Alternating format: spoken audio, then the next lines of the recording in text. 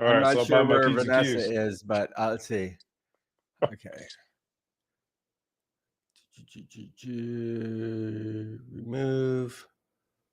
Remove, save changes. I think maybe we're live. I think we're live right now.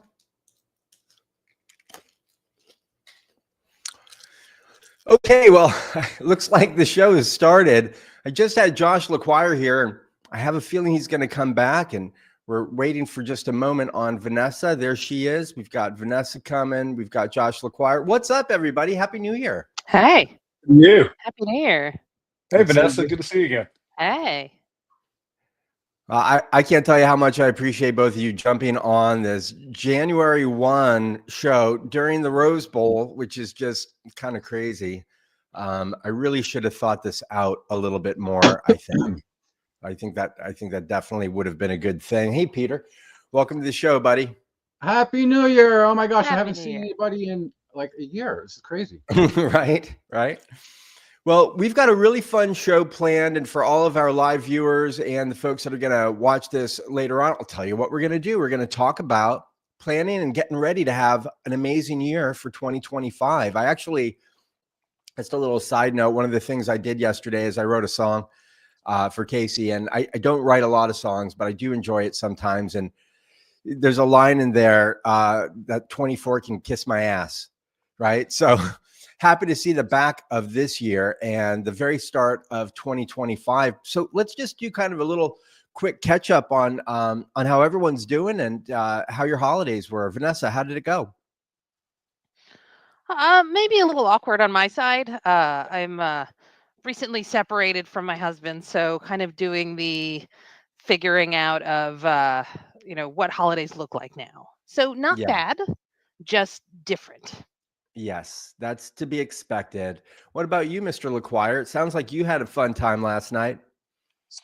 Last night, the holidays were great. Vanessa, don't feel too bad. I'm going through a similar situation myself, trying to figure out new world, new routine, and new things. I've got a 16-year-old son, 13-year-old daughter, so they don't believe in Santa Claus anymore, which, for all those who are listening, Santa Claus, especially if you're of age and believing, is real. Spoiler alert. Tell the kids. Yeah, there you go.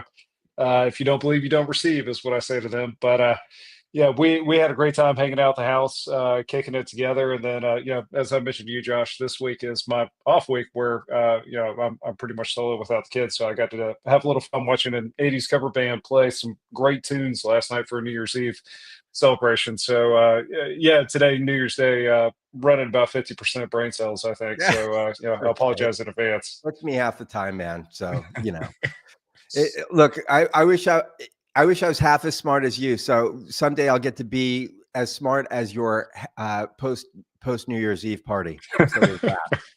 It looks like we've got Mike McCula. Welcome, Mike. You're on the stage too. We're just going around talking about how our holidays were. How were your holidays? Pretty great. I got to see a Trans-Siberian Orchestra with a big light show. So that was a lot of fun. Okay. We did a friend giving kind of thing where we had a pizza. Everyone brought a pizza from their hometown, and we all tried each other's pizza. Who won? And then I don't know if anybody won, but everyone was content. Everybody won because they all got pizza, right? You got it. So there's that. But yeah, and then the best Christmas gift I got was a Lego Office recreation set. So like the Office show, get to create it with Legos. That is actually how we spent New Year's, was watching a lot of season 3 last night. That was like, it's just a go-to, right? You want to feel good? You want to have some good laughs? You just throw in The Office for couple hours, You got it. Awesome. That's awesome, man. Is there like a Dwight Schrute bobblehead? So piece? I just finished the first little set, which was just Michael's office. I still have to finish the rest of the display. I think all the characters are there though. Really? Man, that is so cool. I might have to look into that for my birthday this summer. That would be pretty awesome present. And Mr. App Exchange Whisperer himself, Peter Ganza. How's it going, everybody? So I am not recently separated, nor do I have children. I guess I'm in the minority here, maybe along with Mike. Anyway, I was actually sick all of Christmas. So it was a quiet time. Other than I don't want to share some specific details, but yeah, it was a Christmas I'll never forget. But other than that, enjoyed the holidays and caught up on some work and looking forward to this holiday podcast. I'll send you the invoice for the holiday pay. Yeah, the holiday pay. That's right. Well, guys, thanks everybody for showing up today. Again, it's kind of a funky day to host a live show, and I can't thank you guys enough for jumping in to join me on a topic that I really enjoy, which is planning and goal setting and how to do it. And I'm just going to preface this by saying, look, most people, if you're 30 or over and you're listening to the show, which is the vast majority of our listeners, you've gone through planning. You've heard about goal setting. You've probably done it once or twice in your life with varying degrees of success. Some of you guys are absolutely incredible at it, and others, maybe not so much. Some are great at planning. Others are great at doing. Not everybody's great at both. And just so you know, I'd rather be a doer than a planner who doesn't do, right? I mean, I hope that makes sense to everybody. But hopefully we can share today some of the things that we do ourselves to really get into the mindset of wanting to set a destination for our career, for our life. This includes life balance. It could be anything, right? This show is not about New Year's resolutions and all that stuff. Everybody knows that New Year's resolutions don't work more than 90% of the time. And we're going to hopefully fix a little bit of that. And we're adding Mr. Fred Cadena to the stage. Welcome, Fred. It's good to see you, my friend. Thank you. Happy New Year. It's a rare occasion that Fred's not on an airplane. So it's pretty dope to have him. And Fred, just to catch you up, we're talking about planning for the year. Like, how can you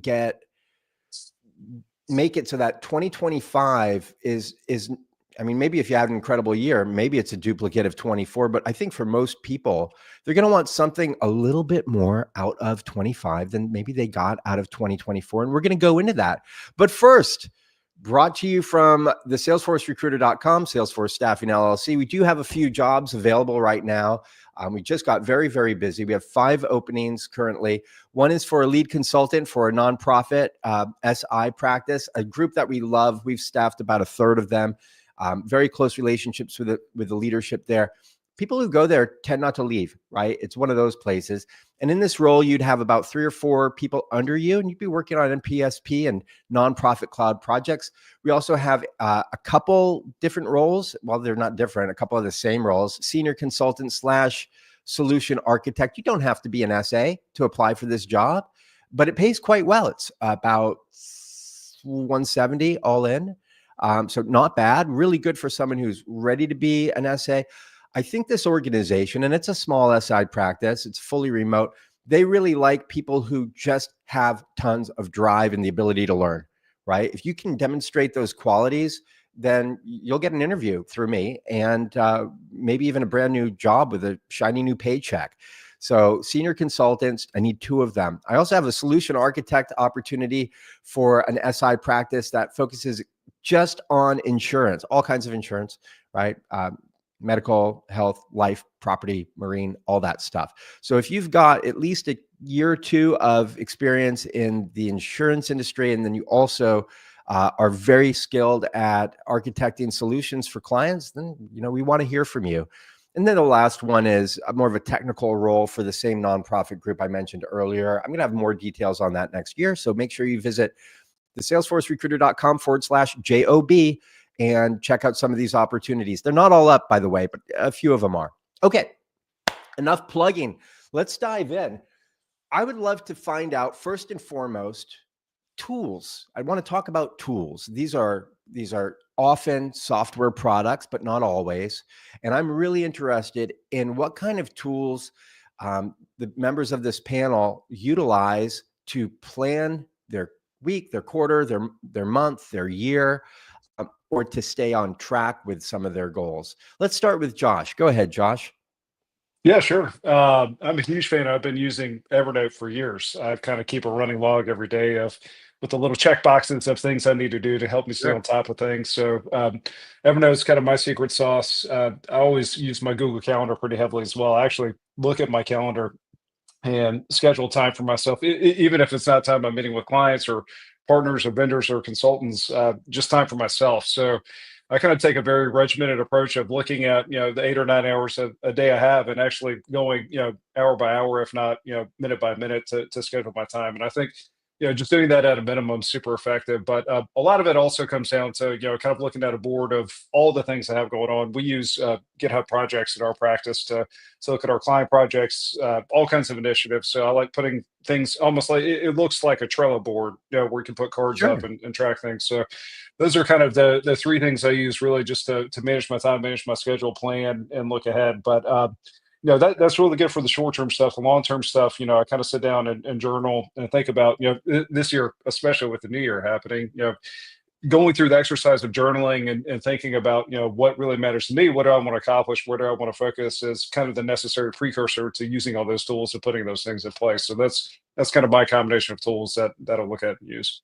I love it. And I'll tell you, I'm a huge Evernote junkie, and I've been using it for, I think, the year it came out. So it's like 12 years, 10 years, 12 years. I mean, I can search for stuff on there and be like, oh my God, this is like Lincoln Youth Football Board of Directors stuff from, 2015 or something like that. It's crazy. And it's fun because it's a little bit of a memory lane there, but really useful. It's practically free. You can get a paid version that's going to open up a lot of opportunities. One of the things I really like about Evernote is you can record audio. There are web clippers that plug into your Chrome. You can grab anything. You can take photos of your, handwritten notes, drop it in there, and it's going to read all of, I forget what you call it, optic, blah, blah, blah, whatever word reading. OCR. Yeah. OCR, thank you.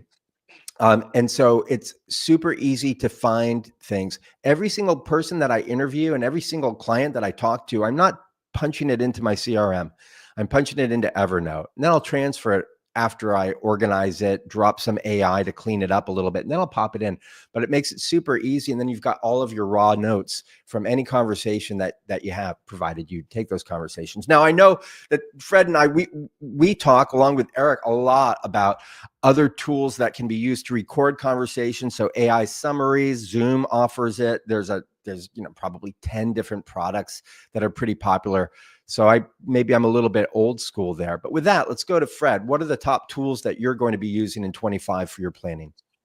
Gosh, you know what? I was hoping to be in listen mode here because I want to hear what the new latest and greatest tools are. I'm a big Evernote user as well. I tend to use Miro quite a bit for like project planning and like Kanban boards and that kind of stuff. Okay.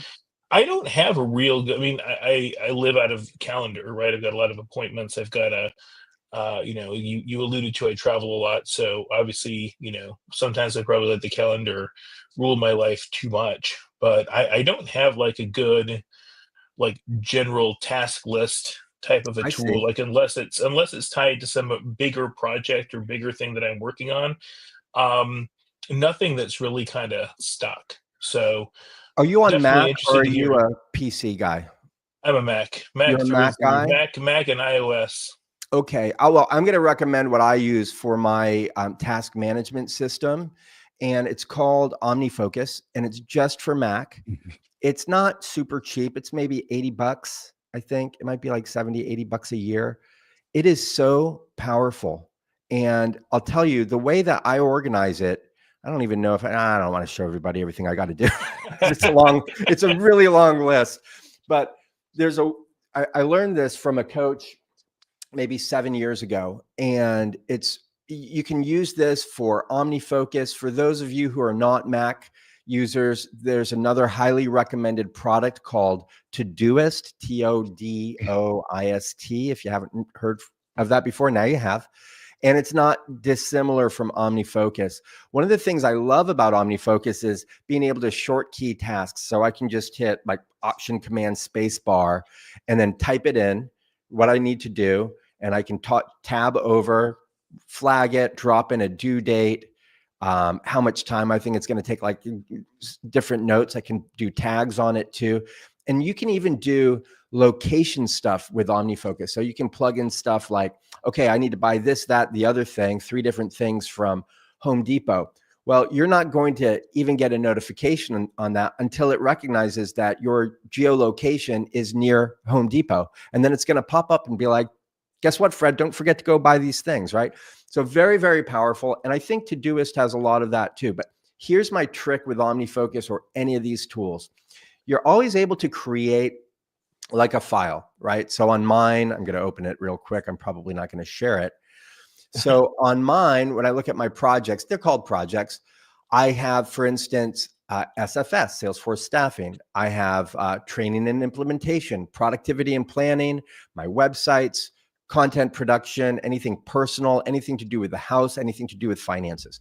But then under each of these projects, I create sub-projects. And it looks like this week, and then Q. Right? This week and Q. And then once a week, every time you drop something into the inbox, then once a day, once a week, however you want to do it, you drag and drop it into the appropriate project. And what I love about having a queue is you can really just like, it's not going to get lost. It's for this project. You're going to get to it sometime. It's not priority. So this way you can have a very short list by dragging and dropping into the most critical things into this week's project. And then the queue is where you go to populate next week or the following weeks thereafter. Does that make sense? It's pretty dope. I mean, I love it. And I'm happy to, share screenshots or something like that. Maybe in post-production, we'll drop some of that stuff in. It sounds awesome. I'm already looking at the website. It's I take it you've got the standard. There's a standard and a pro. The pro is about twice as much. You have the pro? I do pro, man. I do pro on almost everything, just because it's actually not that much. Like when I try and figure out proper planning could earn me an extra $100,000 this year. It could earn me an extra $150,000 a year. I know that's not the case for most admins out there, and fair enough. But the opportunity to grow, gain, acquire, accomplish is so critical. It's so important. I'm more than happy to spend $100 or $50 extra, $30 extra on the software so that I can actually use it in a way that's not going to be disruptive. I'm going to get a little bit better flow. It's a worthy investment, I think. All right. Well, I'm sold. I'm signing up as we speak. All right. What about you, Vanessa? What are some tools that you enjoy I think in the process? Yeah, for me, 2025 is going to be figuring out what tools work for me. I have to get organized, and I've recently started working with a career coach. I will. She's great. Her name's Erica Chestnut. If anybody's interested in looking her up, but she's working with me right now on writing out what are all the things that I'm committed to, figuring out over, like if I split it out in per week, how much time each of those takes. And then also figuring out what my priorities are so that I can better adjust my capacity. I have long struggled, as we've addressed several times on this show, with overcommitting myself and just being stressed out all the time. So I'm really hoping to find some balance in 2025. The things that I've used unsuccessfully, I can talk about. I've used Let's Notion. not do that. I've used, but other people, yeah, I mean, other people have used them successfully. Like I remember Stacey Whitaker came on the show and talked to us about Motion, which is really cool if it works for you. And I think a lot of it is, it's not that it's a tool that's going to work for everybody. It's finding the tools that work for you. So I know Notion works for a lot of folks. I know Motion works for a lot of folks. Neither of those has worked for me. I think probably I keep most of my stuff in Google Keep, but even then, I don't use it as much as I should. My next step is going to be trying to create a Google Calendar and trying to block off time that way. But I'm still sorting through it. Well, I think that's worthy, and I'm pretty stoked to hear that you're getting some outside help, which is a very big deal, right? Most of you have listened to the podcast where we had Trevor McCalder on. Trevor's my Tony Robbins executive coach. We've worked together for 3 years. He's taught me an awful lot. He's a wonderful guy. He keeps me on point, keeps me on track, and more importantly, gets me to think about problem solving in a slightly different way. And this is really where planning comes in, and some of the things that I'm hoping to cover during this little session, because all the tools in the world don't work if you don't use the tools. Like, it doesn't work, right? And it's a mindset thing. And we'll get to that probably a little bit closer to the end, but it's definitely about mindset. And more importantly, it's about how do you determine what is actually worth your time? Why is it worth your time? Who else is impacted? Things like that. So we'll go into that in a little bit. Mr. Mikula, by the way, Mike, we never did a full introduction on you. Mike is super freaking smart, just like everybody else on this panel. He's a super smart guy. Can you give us a quick 10-second update on who you are? So yeah, name's Mike Mikula, Salesforce architect, software engineer. Been working in the field for over 10 years and was very glad to meet Josh and get feedback from him. So here I am. All right, buddy. And are there some tools that you like to use for planning? So like professionally, like I'm a big Jira fan. Like whenever I'm leading teams, I love to use Jira.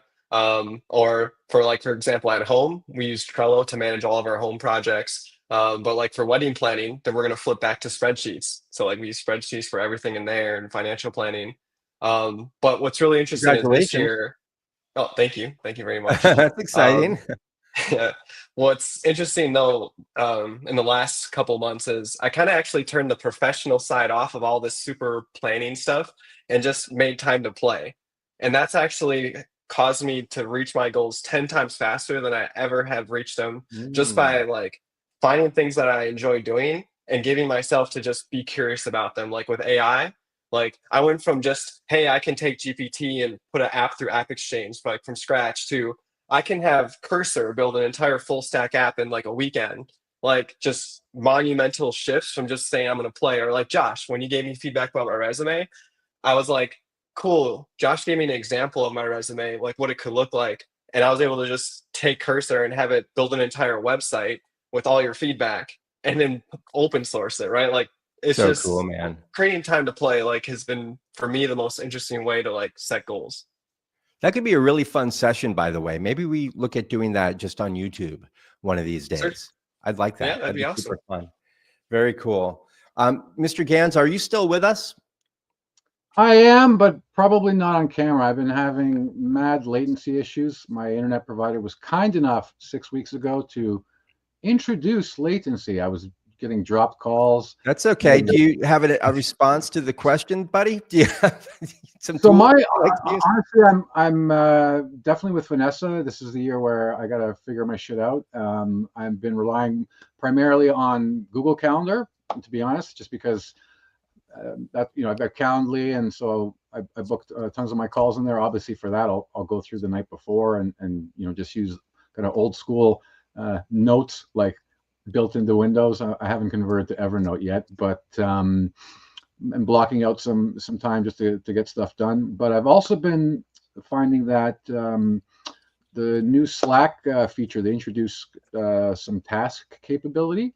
So I've with a bunch of my clients, I've got Slack, shared Slack channels, and I hate any kind of major project management systems, like getting down to the tasks and details and dependencies and all that kind of stuff. I run away from that, but I really actually like the way that they've implemented some task stuff in Slack, and I've been finding that that's been actually quite useful.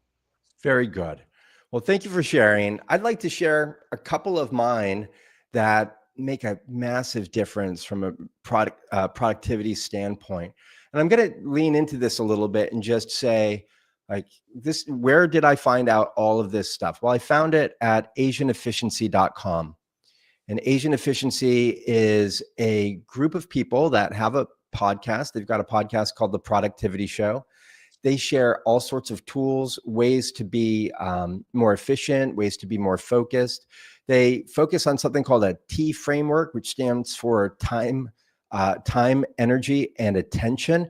And in general, most of us are pretty good with one of them and pretty bad with one of those areas. And it's rare that we have all three. So some people have lots of time, but they struggle with focus. And other people have lots of energy, but they struggle with time, or they struggle with focus as well. Focus tends to be the biggest thing, plus time, right? And then there's the energy things, like how do you have enough energy to accomplish everything that you want in the year? So I'm a lifelong member of theirs. I don't know what it costs now. I joined about 5 years ago for like maybe $700-800. And they have these little 2-minute, 5-minute, 10, 12-minute little training courses. So I definitely recommend Asian Efficiency. And it was there that I learned about OmniFocus, and I learned about Evernote, and I learned about one of my favorite tools. I've used it for years. It's called Text Expander. And Text Expander is not for planning, but it is an efficiency tool. And if you want to get a couple more hours out of your weeks, you would download it and buy it and fill it out. You got to spend a couple hours kind of populating it. But now I can just short key, boom, there's my name. Boom, there's my EIN number. Boom, there's my signature. Boom, there's my, okay, you're going to be a guest on the show. Here's everything you need to know. It can be super long. You can send a 3-page document and short key it. My Zoom links, it's, semicolon M or something like that. And I can just, as I'm working on LinkedIn with emails and text messaging, if I just switch to that keyboard on my phone, I can use it, or it works with my regular keyboard on my laptop as a plugin. So I strongly recommend Text Expander. It will save you, I think it'll save you at least 100 hours in the next year, 100 work hours. More importantly, it will keep your attention, and you'll be, how do I put it? You'll be less distracted. So you can just fly through the work a little bit faster, and that just plain old feels good. So I definitely recommend Text Expander. Something else, this is again, not about planning, but it's helpful to use while you're in planning mode. And that is Pomodoro. Pomodoro is a fancy name for a timer, a tomato timer.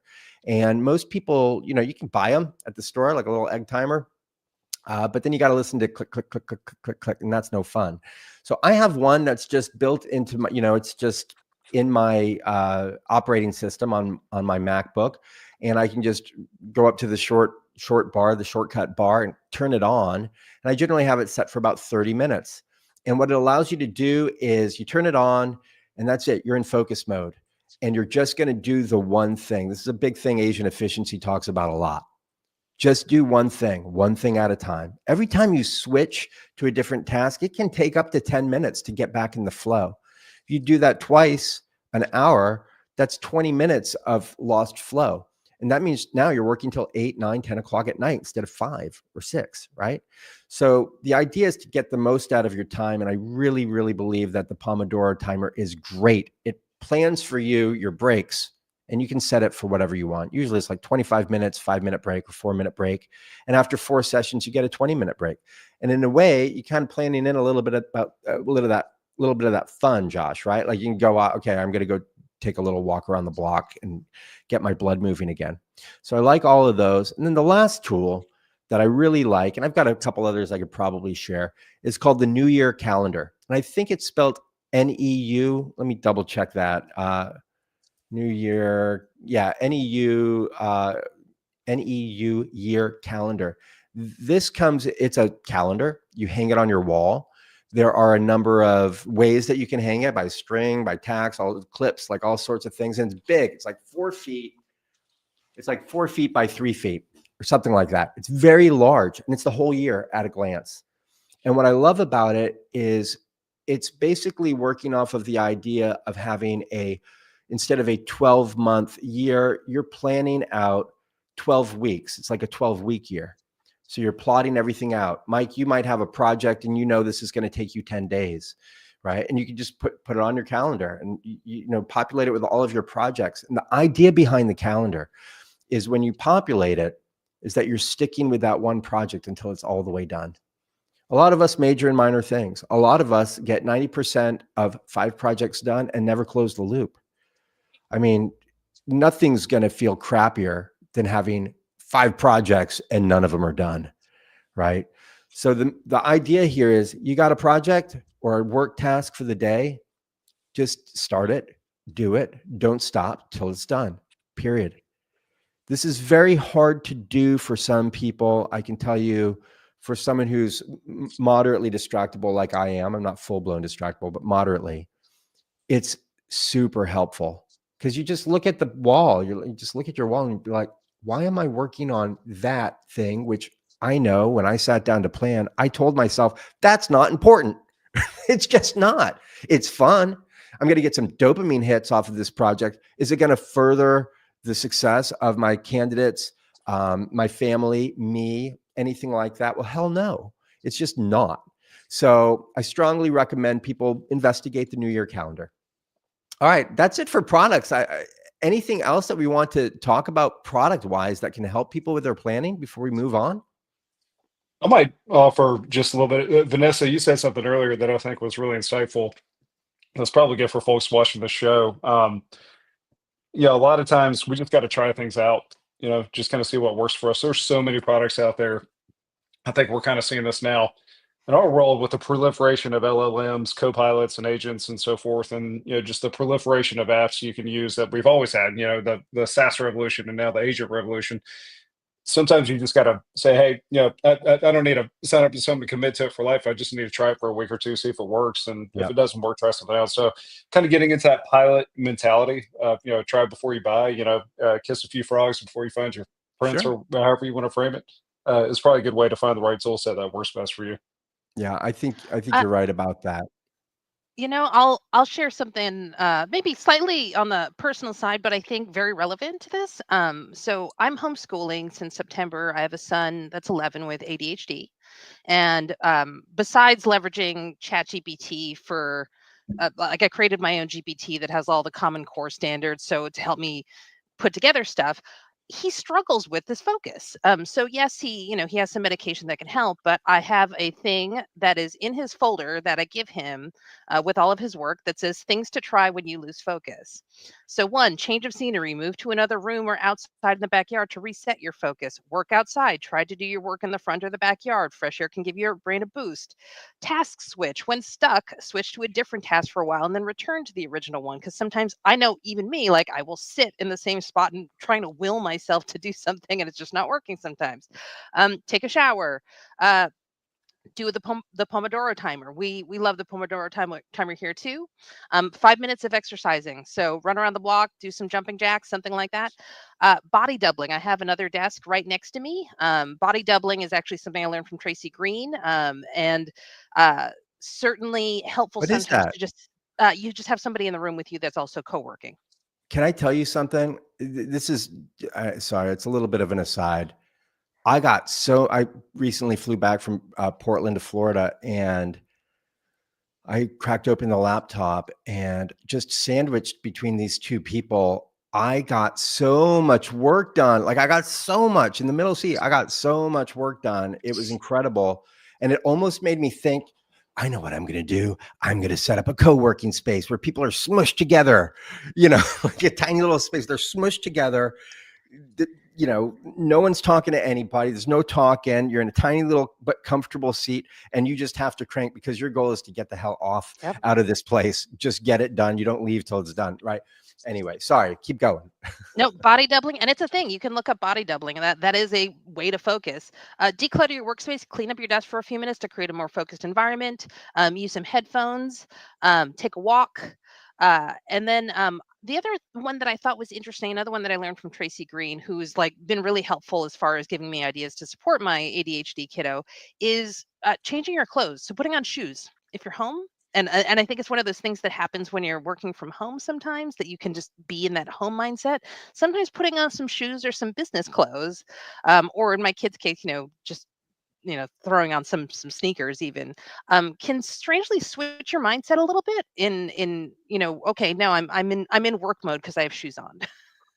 Absolutely. I think those are all outstanding recommendations. I mean, there's a reason why there are dress codes, right, in offices, often, not always, often. There's a reason why prep schools have kids wear the same uniforms, wear ties, wear blazers, and so on, because the more you kind of like dress for the role that you're in, the more likely you're going to behave that way. And we don't have to behave that way when we're sitting at home and coding necessarily, but a little shift to make sure that, like, look, man, this is you're not going from this seat directly into the bathtub, or to your like little golf practice mat out back. You are working, so be in work mode. Body doubling and shoes, 100%. Yes, definitely. Anything else there, Vanessa? Oh, I suddenly No, can't hear that's you. sorry, I was trying to find the mute button. No, I think that's kind of about, at least that's on the list where I don't Okay. think that all those things are going to work all the time, but it's a matter of like like in general, if you're stuck on something, try something. Just keep trying stuff. Don't give up. I think is the main thing. And there's always the one that I don't think will necessarily help our audience, but is good for the kiddos. Just if you're really really stuck, ask mom for help. If you need I help, ask love mom it. for help. Yeah, and really what we're talking about here is focus, right? That's a big thing for anybody who's on has ADD or is just even like kind of a touch of it, right? It's super helpful. One other thing I forgot, we almost moved on before I mentioned this. There is a website called brain.fm, but you don't have to go there. You don't have to pay for this stuff. The idea of listening to binaural beats or binaural audio that helps to stimulate the right kind of brain waves depending on what you're trying to do.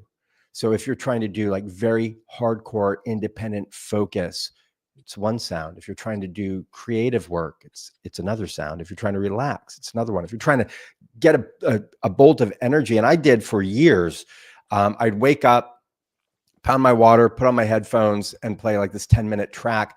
What I use is called iDoser, little I, big D, OSER. It's an app that you can get on most smartphones.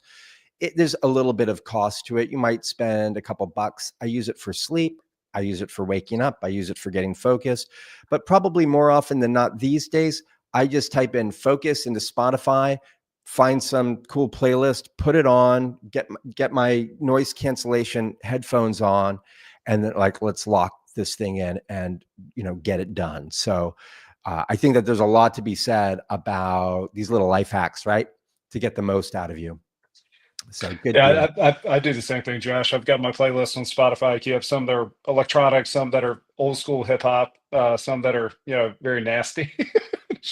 It's background noise to get me focused. Sure. So it's for me, it's been a good hack. If I need to focus, I turn on the tunes, got my AirPods in, just go to town, get work done. Excellent. Hold on, I I'm love curious about some of them. Some of it's really nasty, like busting out some like Lil Jon or like Two Live Crew. Oh What you got man, going on over there?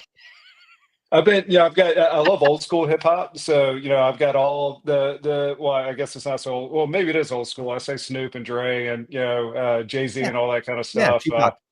Yeah, all the West Coast, East Coast stuff that I kind of grew up with and, still kind of, it's very nostalgic, but a bit of getting a little bit into, new stuff lately. So some of the newer hip hop artists, which, kind of ranges across the whole spectrum of, safe for work and definitely not safe for work, which, is kind of fun.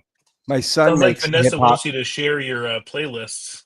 Publish Oh, yours yeah. to Spotify Yes. links. Yeah. Hey, Go for the be productivity. Spotify friends. I'll tell you, my son Charlie, he and a couple of his friends do some rap music, like they cut songs. It is not for public consumption. No. It's not for Yeah. it's definitely not for the office. I mean, I find it really awesome that they're doing it. Sometimes I listen to it and I'm like, that's worse than some of the stuff that was coming out in 87. Like that is rough, man. Whoa. Yeah. Okay, cool. But it's fun, it's creative, and it makes me smile. So sometimes I'll throw that on too. All right, guys. I'll make one recommendation, Yeah. Vanessa. If you want something that is safe for work that I can say on this podcast and won't get me in trouble, I love the Roots and Black Thought. He put out an album with Danger Mouse in 2000 or 22 called Cheat Codes, and I've had that one on repeat. I mean, that album is it's a banger. I mean, it is a good one to turn on. And he Right did he did 99 Problems, didn't he? That was Jay-Z. That was Jay-Z? Yeah. Oh, I must be thinking I'm trying to remember an old Danger Mouse song from back in the day. I used to run my Josh college is radio still on Milli station Vanilli.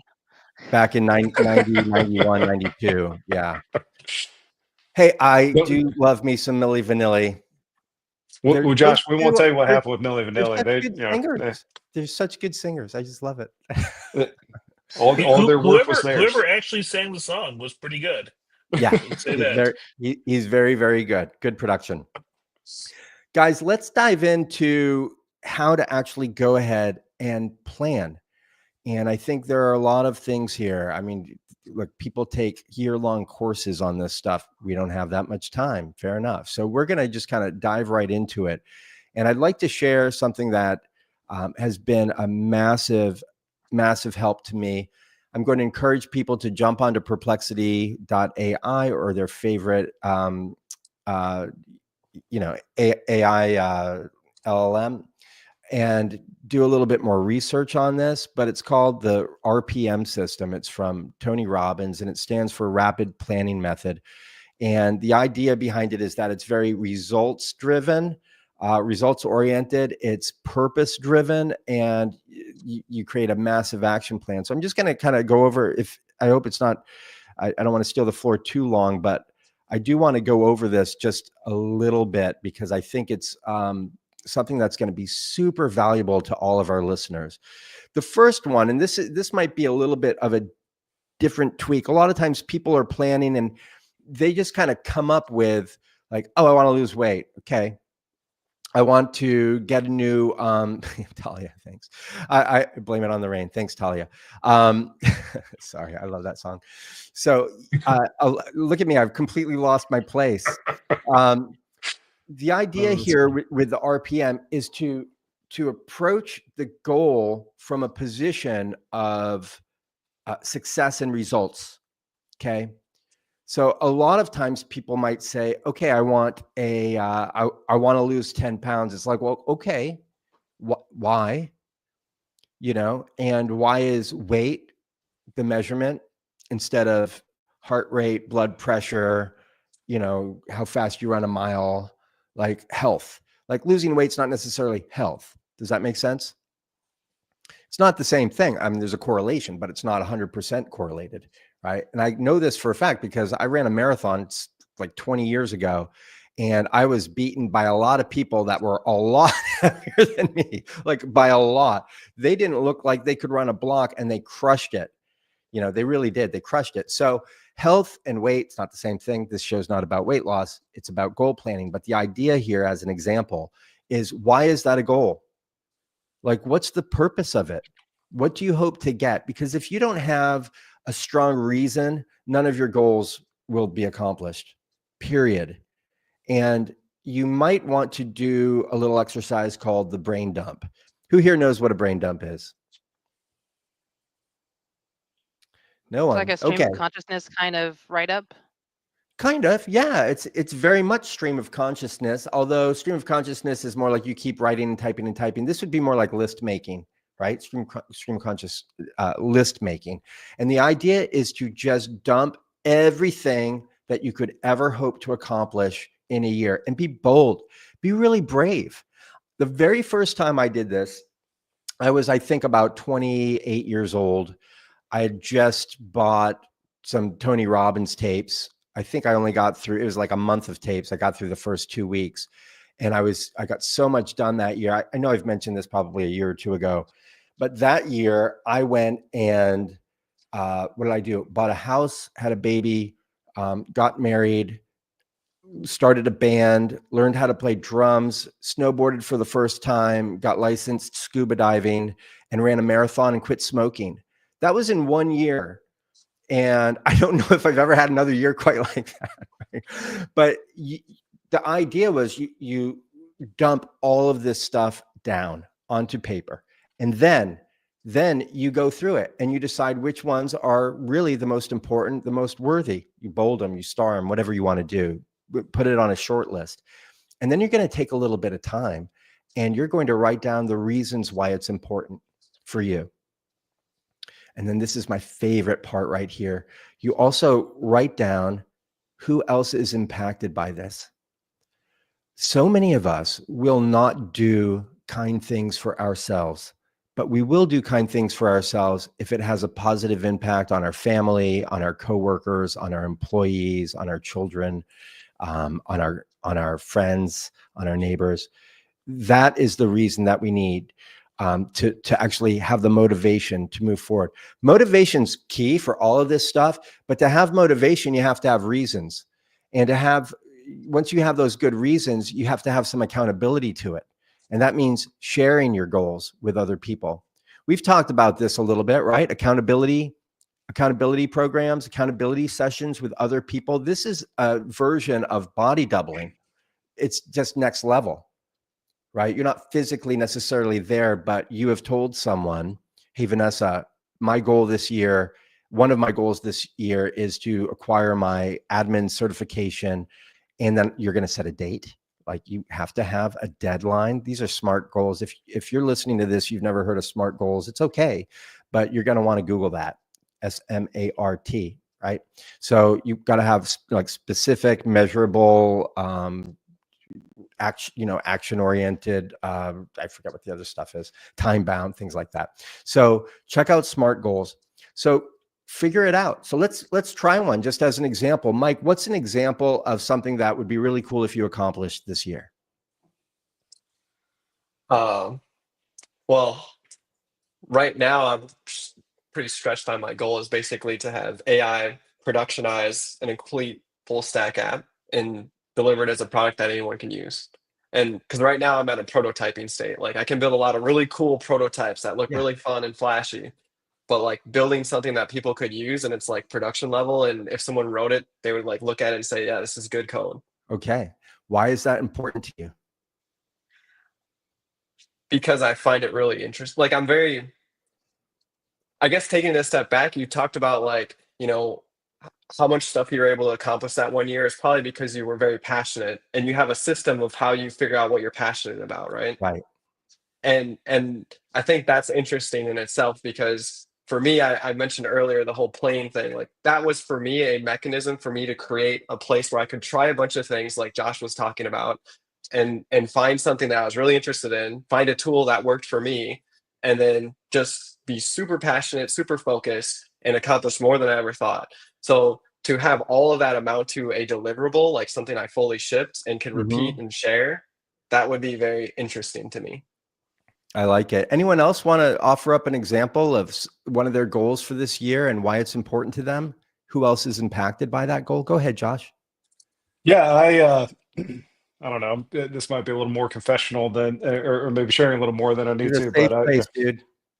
I shared earlier in the call that I am going through a separation and trying to establish my life on my own after 18 years of marriage with two kids. And one of the consequences of this is I haven't really done the work I need to do to develop a stable, steady pipeline of business. And I've always kind of relied on a network of referrals to build my business. I've worked with exceptional consultants. I feel like I do pretty good work myself, and word of mouth has been good. But I want to get to a point where I step outside of my comfort zone quite a bit and start making new friends, making new connections, building new business, and doing more of the business development side. I've always felt comfortable delivering projects, sitting down and putting my hands on keyboard and getting the work done. I want to kind of develop that skill. And for me, one is going to build stable business and financial security, which is huge. But the way it impacts others, as you say, is I can reliably put food on the table. I can do things with my children, like take them on trips. I can pay for their college. It actually has real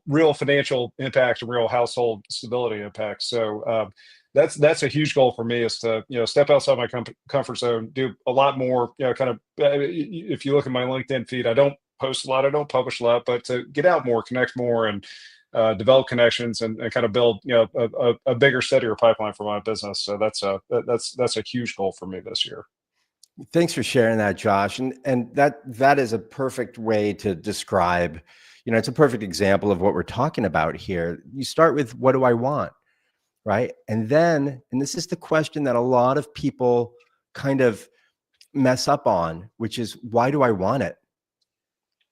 Like, do you want to get a new car? Why?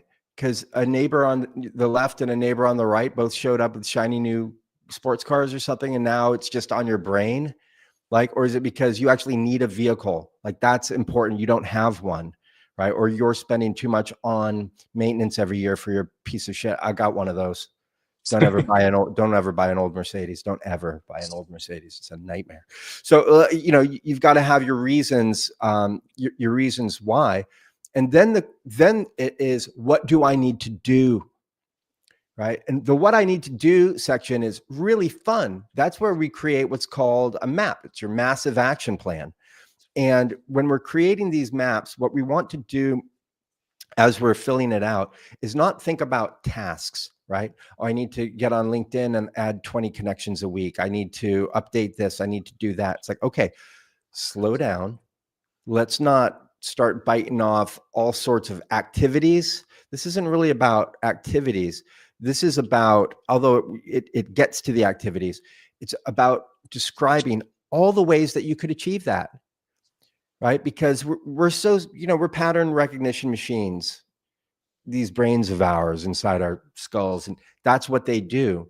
And we create grooves of in our, our neurons basically have grooves that, like, when this happens, we're going to think this, and then we're going to do that, right? And so the idea is to hopefully kind of challenge that a little bit as our own personal coaches. Like, what do I need to do? Okay, so for you, Josh, you just shared some of the things that you believe you need to do in order to grow, improve your marketing and to gain followers. But the main thing is you need to you want to acquire new customers and solve more problems for them, right? Yeah, exactly. So what you need to do is message out as much as possible and convince as many people as much as possible. One, that they have a challenge. Two, that solving that challenge is going to bring them all these other things, the purpose, the things that they want, and that you are the who, right? They don't need to know how, they need to know who. And if you're the who, you need to be able to articulate that accurately in a compelling way. And now you can start to figure out, how do I get that message across? You see how it's just kind of getting a little bit closer to the roots of the thing before the planting occurs. And I've done this so many times, whether it was like, okay, I need to get my accounting in order. Like, what do I need to do? Right. And eventually I got to I don't need to do anything. It's who do I need to find? And then it was, okay, what qualities do I need in the person who's going to take care of my bookkeeping for me? And I start thinking about all that stuff. Why is it important? What am I willing to spend? All this other stuff. So I really appreciate the mapping part of it. But the top part is the brain dump. That gets us clarity. And I'd like to kind of shift just a little bit on a little section that I feel like I should have started with, because this is the most, I think, when it comes to planning, it's the most important part of planning. And that's understanding, where are you right now? Right? This is the as is to be of business analysis, right? What's the as is of your life right now? What's Where the current are state? you? Yeah, what's current state, right? And I think it's best to get to current state by not just looking at the moment right now, living in the moment, feeling the moment right now. It's about looking back at the past year. So what are some of the things that you guys have done or plan to do to dedicate enough time, an appropriate amount of time in self-reflection over the past year or so? And it can be past 3 months, it could be the past 6 months, past week, it doesn't matter. But what are some things that you guys do to help include some reflection? No one? That was a question. No one wants to go You know for what? I'm thinking about it. I mean, there's a couple things that I've started doing this year, I would say, that have been helpful. Now they're not particularly comprehensive, but have kind of helped me at least keep track of stuff. I created a YouTube playlist, so every time something of mine is on YouTube, I just add it to my saved playlist so that I don't lose track of it. Because at this point, like, I've just gotten, I've got too much stuff going on at Sure. this point. So it's a nice way to just have, oh, you want to know a little bit about what the stuff I'm doing? Here's a playlist. There you go. And it's a good way for me to track. I've also been bookmarking Twitter posts or LinkedIn posts for any particular accomplishments or announcements that I've made along my career journey. So, for example, I actually just got my first TDX speaking submission accepted. And so even though that was a post that I made, I bookmarked it so I can always kind of go back to my save bookmarks and see all the big milestones, in my past career-wise. I love it. And I'm doing something right now. I'm typing into Perplexity. Give me 3 of the best quotes from Salesforce Pro, Vanessa Grant. And let's see what this comes up with. I did a little test on this the other day, and it was pretty darn awesome. Here we go. Number 1, business analysis is the secret ingredient that goes in moving from systems to actual usable, viable solutions. Good ones. Good one. I don't there, think Vanessa. I don't know that I've ever actually said that, but it sounds like something that I would But that's the imply. thing. But that's the thing is A reasonable hallucination. I mean, I'm looking at reasonable. this list, and it's got references to 1, 2, 3, 4, 5, 6, 7, 8. Oh my gosh. 10 different, Jeez. interviews, LinkedIn posts, X posts, like all sorts of different things. You said that you don't remember. I don't remember almost anything that I ever said. So it's got, it's kind of cool to do that a little bit. Yeah. But if you are, in the public, if you're getting interviews, you can do that. What about you, Josh? Or what about you, Fred? Like how do you look back on the year, and how do you measure a year? 525,000. Sorry. I'll stop. No, I'll it's very similar to Vanessa. This is not an area that I've been particularly good at. When I was in a more, kind of standard corporate, climbing the career ladder thing, I would have a Word doc or a Excel file where I'd kind of log things, over the course of the year, kind of for performance review time. I don't have a good system. This has been a really good session for me because it focuses in on a lot of stuff that I just don't do very well. Like I just don't, for somebody that, and I'm going to sound like an egotist here, operates at a fairly high level, I don't necessarily have great systems for these things. So, but I love Vanessa's ideas. I do go back and look at public statements that I've made on stuff.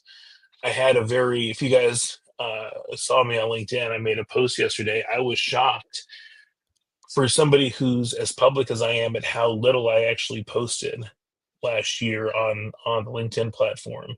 I was so shocked when I ran one of those LinkedIn Wrapped things that I went back and I actually counted my posts, and I'm like, no, yeah, they're right. For some reason, I thought maybe the code was broken, but it wasn't. So no, it's just something I need to get better at for sure. Well, thanks for sharing that, Fred. And I think I can share a technique that anyone can use. And this is something that I use. I'm in the process of, I'm halfway through my reflections on 24 right now. And it's very simple. If you want to have look, it'll help you right now, but it'll really help you next year too, or next quarter. And we've talked about it on the show before. I can't underline this enough of how helpful this is. And it's having a failures and accomplishments record. Okay. You can do it once a week. You can do it once a month. I generally these days am doing it once a month because I just want to keep flying, but I'm able to, because I color code my calendar, I can look back and be like, oh, I had X number, because all my client meetings are in red on my calendar. All my interviews are green and so on. So I can quickly count up that stuff, which is helpful, but it's truly such an incredible tool for learning.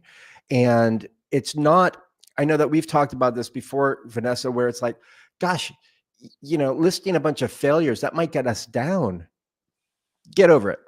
Okay. This is about reality. This is about taking stock, not living in la la land. It's okay to dream in la la land, but if you want to get to la la land, you got to live in reality. You got to live in the present. You got to know what's working, what's not. Anyone who's unwilling to take a good look at that, look, if you're feeling fragile and you don't want to do it, that's fair enough, right? Mental health is paramount here. But if you feel like that's something that you can do, I definitely recommend you do it. And it should apply, I think, to business and your personal life, right? I could have listened, I could have listened a little bit better during this one conversation with this person. I could have followed up with that client a little bit better. I probably wouldn't have lost them, right? I could have delivered a solution sooner on this one. And the result of it was, lost revenue of X. Plus I didn't get to help this person that I was really hoping would get in the job, like that kind of a thing. And then the successes, and I love this stuff. The successes are so helpful because, you actually get to be like, oh my God, I did do that. Right? I forgot. If you're like me and you forget a lot of things, and you can go back once a month or once a quarter, and then certainly by the end of the year, and you just grab all of your, just use AI, take all your failures, drop it in, take all of your successes, drop it in, have it count them for you, have it consolidate it for you. You're going to get a real strong understanding. And let's face it too, if your failures list is outweighing your successes list, my guess is that you're probably not failing more than you're succeeding. You're probably just being a little bit harder on yourself, or not acknowledging some of the really positive things that you've done, even if it's just, you know what, I helped my friend that one time, right? It's okay to write that down. So I definitely recommend starting today, do a successes and failure list once a week to start. Once you're comfortable, you can move it to every 2 weeks or once a month. You're going to have an incredible record of your past year if you do this, and it's going to really help you plan. And more importantly, it's going to help you learn. It's going to help you learn, like, I keep making these mistakes. Maybe I want to make that important, right? Get some accountability on that. This is very akin to the retrospective that we have in Agile.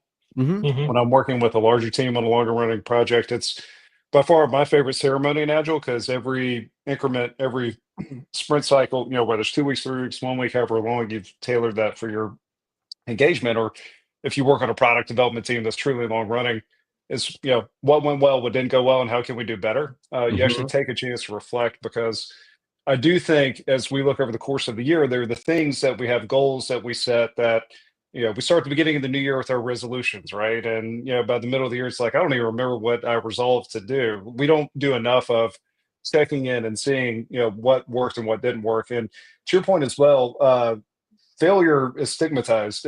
Failure is feedback. Failure is learning. If you're not failing, you're not trying. I tell my kids this all the time. Like, you have to put yourself out there. Failure is the best thing.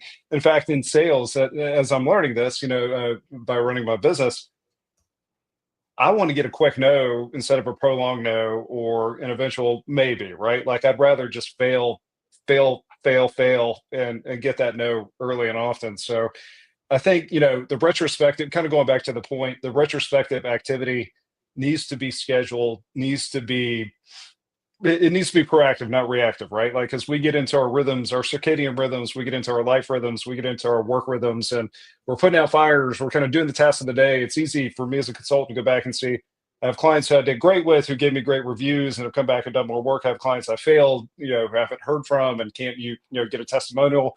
That's easy to see, but taking that 30 minutes, whether it's in an Agile ceremony, whether it's you personally or whether it's you with your team at work, or however, your team at home with your family, and saying, hey, what worked and what didn't work? How can we do better? And writing that down, that exercise, in my opinion, is the most valuable learning you can get in any application in life and business and work. I agree. And schedule, the one keyword that you said, Josh, that's one thing I need to do better at this year, is schedule that time, right?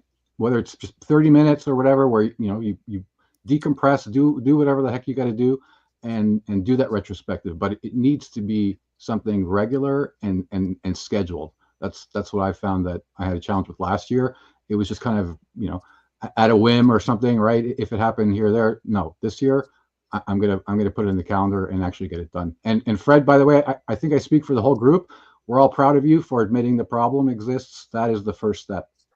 Trust 12, me, I've got all kinds of problems that I can admit that I have. Less than anybody else, I have everything figured out. I will say this: one of my challenges, and it's a challenge, is one of the things I'd love to get some thoughts on this. As I spend a lot of time on the road, I just actually opened up my TripIt and I pulled up my 2024 194 days Oh my on gosh. the road in 2024. Holy cannoli. And so one of the things I need to try to figure out is how to adapt all of these things into a continuously mobile schedule. So as you guys were talking about a lot of this stuff, I was thinking about the success and failures. No matter how busy my days are, usually I've got time in the Uber or time in the rental car back from a client dinner at the end of the night. I could always open up a voice memo and then drop it into like a Claude project or something, and have it transcribe it and kind of keep track of it over the course of the of the month, but I'm trying to like figure out ways to do these things in a way where, you know, I'm frequently not in the same place day over day. So any thoughts or ideas people have, I'd love to hear what they are. Well, that's a great ask. Let's open it up to the panel here. Any suggestions for Fred? Okay, not off the bat. Eric, we've got Eric. Yeah. Look, I mean, can you rephrase that again? Can you rephrase that question one more time? Well, just, you know, and again, it's I'm certainly not saying like it's a killer or anything like that, but I'm on the road a lot. And so I'm not necessarily doing things in the Yeah. same place. My schedule's very different day over day. So it makes it difficult to do things like schedule, you know, a reflection at the end of the week. Because at the end of the week, I might be like stuck in Dallas, not on my way home, or I might be, you know, someplace else. So like I think that with modern technology, you know, I can leverage things like voice memos and AI to do a lot of this that I would, you know, have typically done more manually. But if people have like off the shelf tools or systems, or anybody's tackling yeah. some of those things, I'd love to hear how other people are tackling it. Yeah, Evernote Fred. and OmniFocus, Okay. Evernote and Yeah. OmniFocus working together. When you're on your laptop, you can create calendar and for calendars, I use Fantastical. Again, it's about $80 a year. It's awesome. I mean, it uses AI. Josh is gonna $80 me a year into the poorhouse after the end of this. I don't. You know what? Yeah, you got to. I do have the Omni on my phone now. There you go. Nice. Death by 1,000 subscriptions. So Well, I think Fred, $80 is just 2 of your cigars, dude. So I think you're going to be fine. And Fred, I don't want this to come across as harsh, and it's not intended to be at all. But I hear this a lot, and and I'm more talking to myself than anybody else on this panel or out there in the wild. If something's really important to you, you have to make time for it, right? Like if you want to improve your health, if you want to build your business, if you want to, kind of do it, you need to make it a priority and you need to put it on your schedule. I don't think it's a calendar, it's a tool, it's an intention, right? Like, hey, this is something that really matters and is important to me, and I make it priority one in my schedule. And that's, I don't mean to oversimplify or assume anything that's going on with your schedule in your life, but this is kind of a general approach I take, with myself. When I say, maybe I won't go to the gym this week, or maybe I won't go to class, or maybe I won't do this thing. It's like, well, really matters. I'm going to make it work. I'm going to put it on the calendar. It's going to be a priority. Totally. No, I mean, I think that's definitely, definitely great advice. I think too, you're going to find some of these tools have a lot of audio input. So I can just, hold down my Surrey key for my phone and I can say, create OmniFocus task, blah, blah, blah, blah, blah. I just talk into it and it's due on this date and it dumps it right in.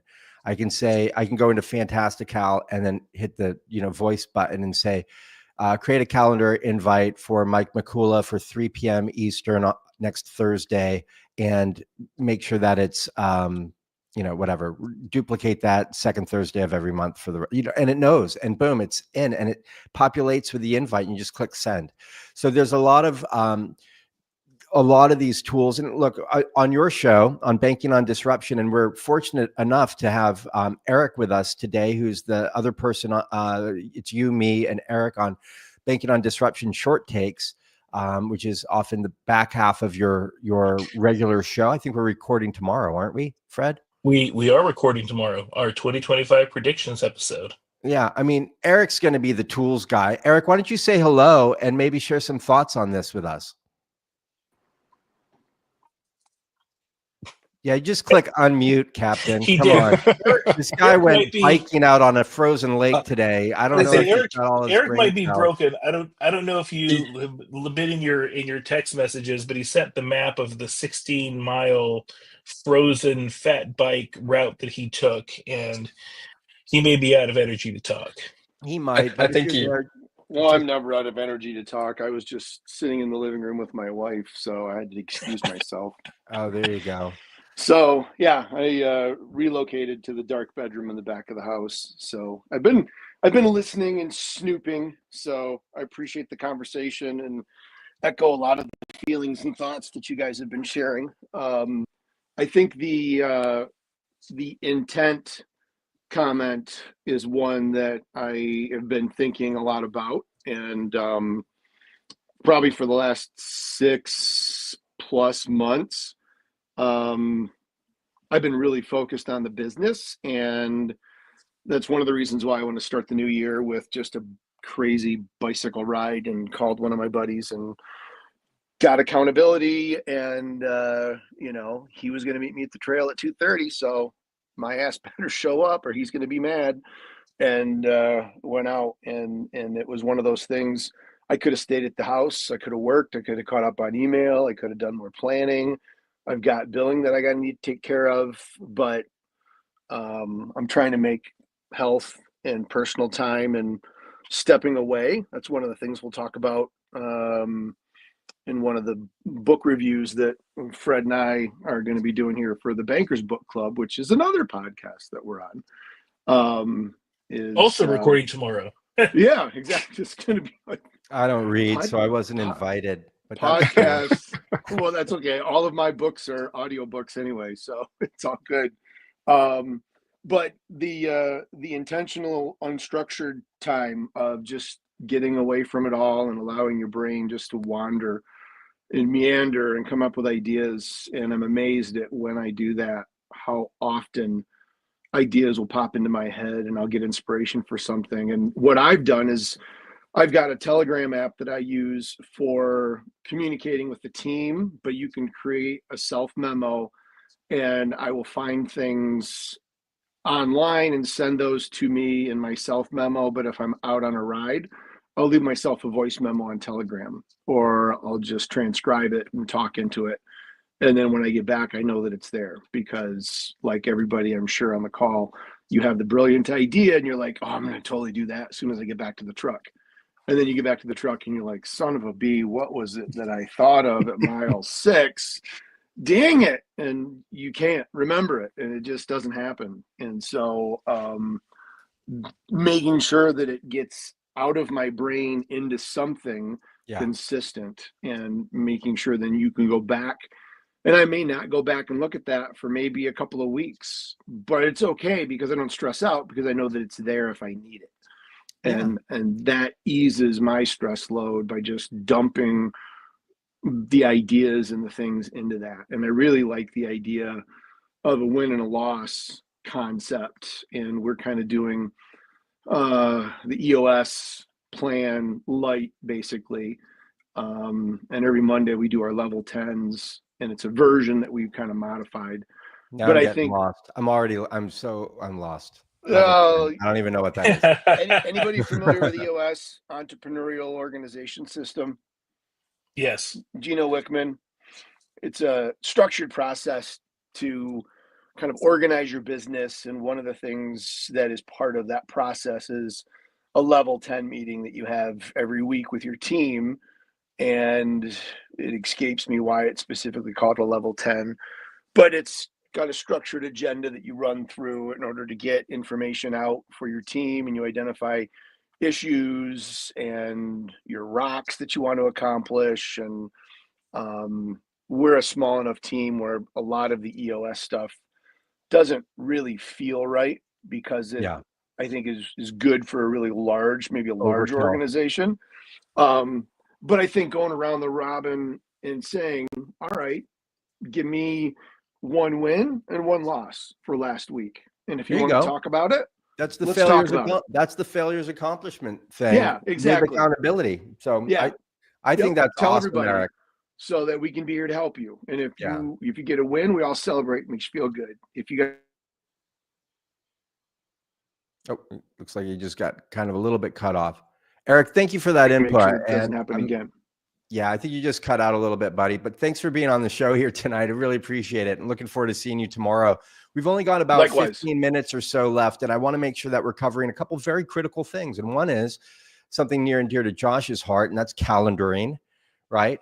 As well as, well, what are we actually going to do? Because we haven't even really talked about that. At the end of the day, this is the career show, right? And when you're planning out your year, I would hope that some of that has to do with your career. So maybe we can just kind of go around the table here in the Salesforce ecosystem. What are some of the things that we might want to do to improve our career? We'll start with Vanessa. The top 3 things that I would like to do for career-wise this year is I want to get a website up. Actually, maybe it's 4. I want to get a website up. I want to figure out what my service offerings are going to be and Okay. approximately how much I want to charge for them.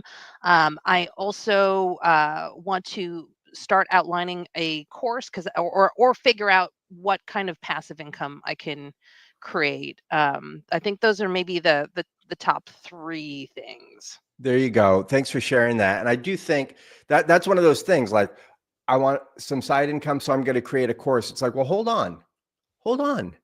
Most courses don't make a lot of money. Like, they just don't. Now, if you can put it together in 20 hours or 40 hours and you can make, $5 grand on it and it doesn't require a lot of work, well, that's fine. Now you're right in the $250K a year income range if you did that once a week, right? But if you really want passive income, it's like, well, what aren't you thinking about? What are other ways to generate passive income? You got me. You got me thinking about that. It's like, maybe I need to RPM this, and I want to figure out a way where I am not the limit to the resources that I have in order to make money. Exactly. And when I think about how people can be planning for their career, there are a number of different things. One is just like understanding, do I have a time problem, energy problem, or an attention problem? And whatever the thing is that you're struggling with the most, you focus on that. That's got to be number one. Typically, the energy thing has to do with sleep, exercise, and nutrition, right? That's what we know in the land of science, that's how you get energy, is good food, plenty of sleep, appropriate amounts of exercise, right? So if you've got an energy problem, you might want to do that. I remember when I first started on this stuff, and it was in 2018 was the very first time I used this. And I was thinking about time, energy, and attention. And I had just launched this business just over 6 years ago. And I was like, I am going to have to work a lot. And I did 12-hour days for years. And I knew that there was no way I was going to accomplish any of this stuff without the energy that I needed. Right. And so that's when I started using iDoser so I could fall asleep faster. I used iDoser so I could wake up a little bit better. I changed my caffeine input. I was on matcha. What is it? Matcha? Yeah, I was on matcha, instead of like caffeine is really acidic on your stomach. So less acidity and things like that. I just in general felt healthier. I stopped drinking regularly, and it's not that I ever had a drinking problem, but I liked a whiskey at night, and I recognized that wasn't always great for my sleep. It's not that I had a hangover; it's that I'd wake up at 2 a.m. wide awake. The stuff's like coffee for me 3 hours later. So you got to figure out these things. Is it energy? Is it time? Okay, if it's time, well, there are so many tools like Text Expander and planning. I mean, to Mike's point and to Josh's points earlier, it's like getting things on the calendar, planning the fun time. When you have planned fun time, you stop chipping away at work time to have fun, right? This is a big thing. If I don't plan, like at 6 o'clock, I'm going to go play 20 minutes of drums, 20 minutes of piano, and go on a walk with Casey or something like that. If I don't have that power hour booked or planned out, it's much more likely that I'm going to be like, oh, it's 2:30. I'm between meetings. I'm going to go fuck around and go do this thing here for a little bit. And then maybe I get stuck and it's like, oh my God, it's been 45 minutes. I better get back to work. But if you plan it, you're like, you've got this thing to look forward to, right? You know when it's going to happen. Again, a really good calendar system can help. I love Fantastical. It is Mac only. So there are other calendar apps for PC users out there that you can say, schedule a meeting for blah, blah, blah, block time for this. And if you looked at my calendar, you would see that it's all color coded with the kind of meetings. Is it personal? Is it self-improvement? Is it a client? Is it a candidate?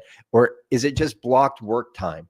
And because I use a product called Once Hub, it's similar to Calendly, where people I can send the link out. They're going to book a meeting. I block time on my calendar so that those times aren't interrupted. So if you are in a customer-oriented role like Vanessa is, or Josh is, or Fred is, and often Mike, definitely Eric, definitely App Exchange Whisperer, Mr. Peter Ganza, then you've got to be able to block around that time. Because if people are booking, if you get a 15-minute conversation booked once an hour, you're screwed. You're not getting shit done all week. You have to have these dedicated blocks.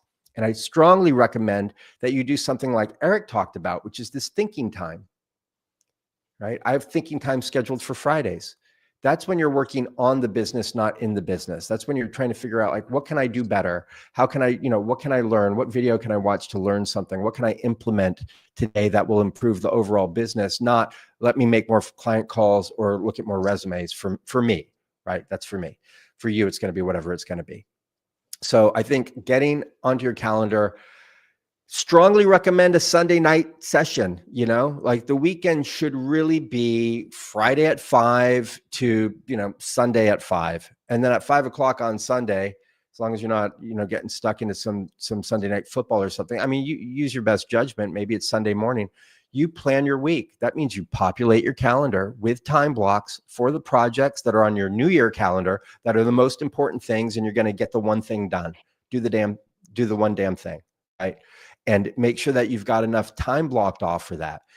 If you're at all like me, I think what's going to happen is you're going to find that you really overestimate how much time things are going to take, and you really underestimate how much time things are going to take. Does anybody else deal with that? Okay, it's a podcast. People can't hear your nods. Yes. Okay. Absolutely. All right. Yes. So one thing I found, it's like, oh, I got to do, look at 300 resumes. That's going to take me, 3 hours. No, it's not. I can fly through that stuff. I'm very, very good at it. And I read fast. So I can crank it. And I found no, a good hour will get me most of the way through. And then other things I'm like, oh, I just have to post that podcast. That's going to take 10 minutes. No, I've really got to get in there. I've got to do the transcript, updating, editing. I've got to come up with a good title. I've got to push it out. I got to create an ad. I got to push that to LinkedIn and all the other social media channels. No, it's an hour, right? And you're going to start figuring this stuff out. And if you want an app that's going to help you figure this stuff out, you can get an app called Rescue Time. Rescue Time plugs into your operating system. Have you heard of this, Fred?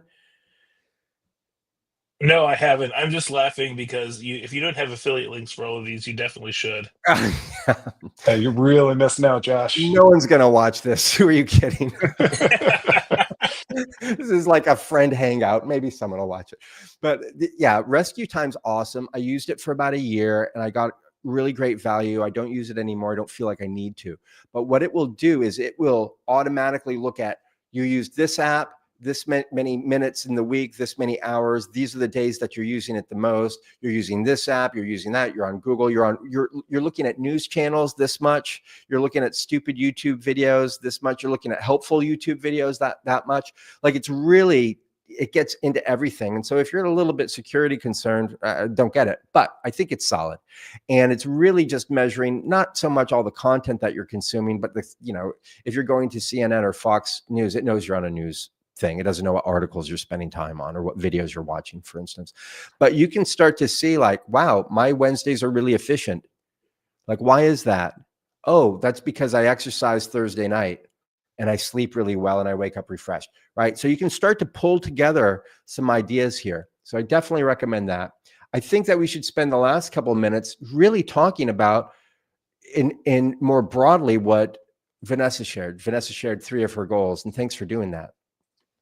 But when we're thinking about careers here in the Salesforce ecosystem, I'm thinking that people are trying to take into consideration, what's my income? How do I increase it? How do I improve relationships with my coworkers and my boss? How do I'm interested in making a switch this year. So how do I actually get myself positioned within my current organization so that I can maximize that experience for the next role that I'm going to acquire? Maybe you want a promotion. Maybe you want a raise. Maybe you want to start presenting sessions at Dreamin' events and things like this. So you really, you do your big brain dump, then you ask yourself why, right? But then you gotta really figure out what's the focus for your career that's going to make the biggest difference. One of them could be, I really want to improve my LinkedIn presence. Fred, you said you want to post a lot more on LinkedIn. Great. And so how are you going to do that? Well, you could, in between flights, just randomly post stuff, or you could get a product like Hootsuite or like Smarter Queue, and you can just spend an hour, type up a bunch of different stuff, share a bunch of different articles, drop it into the posting calendar. You spend $20 a month, not 80 a year, $20 a month on it. And then, and then that's it. Like, you don't have to think about it. You can actually take care of 2 weeks of your postings in about 45 minutes every 2 weeks, or an hour, hour and a half once a month, right? There are all of these great tools for automation, which are out there. But I'm kind of curious, what are some other things that someone might want to set a goal for regarding their career? Let's hear some ideas.